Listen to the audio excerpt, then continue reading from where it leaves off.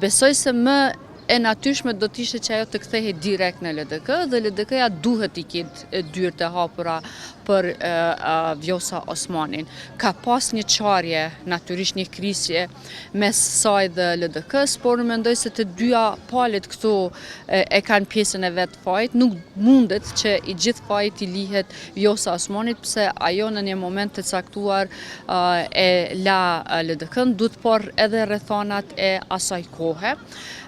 Përderisa në anën tjetër për LDK nuk do t'ishte hera parë, kur njerëz që e kanë braktisur atë fillimisht, për shkak të mos pajtimit e tyre, kryesisht jo për ideologji, por më shumë për mënyrën e drejtimit të partisë, janë rikthyer sërish dhe këtu e kujtojmë tazëm lidhjen demokratike të Dardanis, por edhe individ të tjerë, të cilët në të kaluarën kanë qenë më të afërt me LDK-n. Por mendoj se fryma përgjithshme është që ajo të kthehet, natyrisht ka zëra kundër, do të ketë zëra kundër, por mendoj se LDK-ja duhet jetë e pjekur mjaftueshëm dhe e hapur që të pranojë në xhirin e saj jo vetëm zonjën Vjosa Osmani,